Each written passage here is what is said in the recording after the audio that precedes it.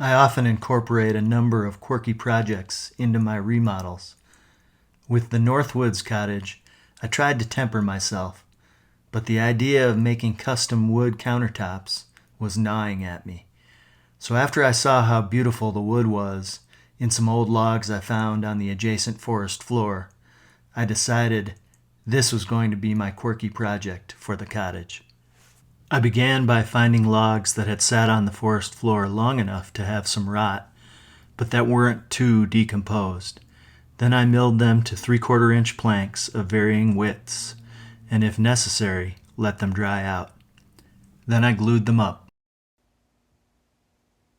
I cut them to size, added edging, and filled in some of the gaps with wood putty.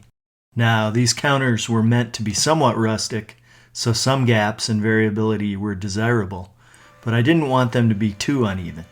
I tried a combination of angle grinding, planing, and belt sanding to even things out, and finished with an orbital sander. The pouring epoxy would also help with leveling. I did a dry fit to make sure things worked, and then I proceeded with the epoxy. I used a 2-part pouring epoxy, and one of the keys with this is stirring the hell out of it. I eventually settled on using a throwaway brush to apply the epoxy, which was easier than this push stick method, and then used a heat gun to release the bubbles. I also coated the underside with pouring epoxy to add strength. The epoxy really brings out the beauty in the wood. I used pine, oak, maple, birch, alder, and who knows what.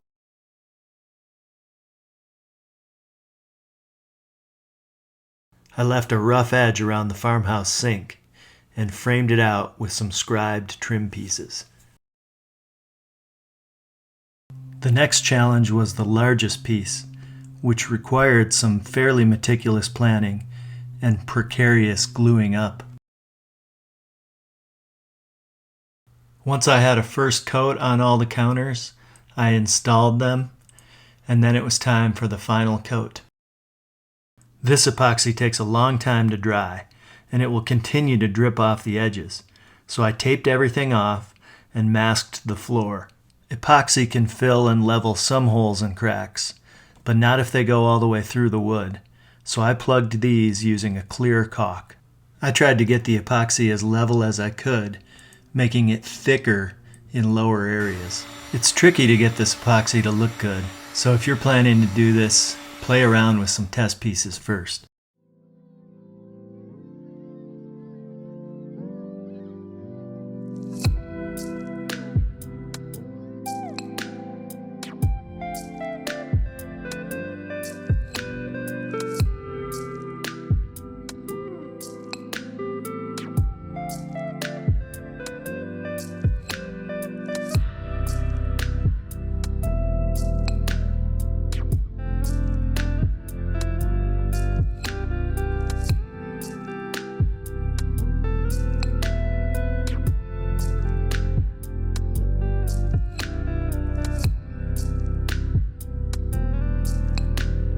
I used the same style for the vanity counter in the bathroom.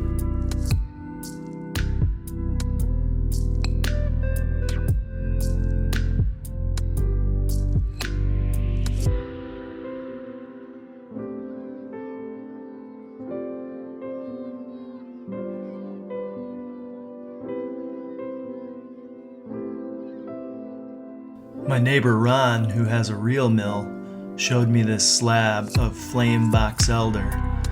I bought a couple pieces off him to make the bar, which nicely complemented my eclectic wood counters.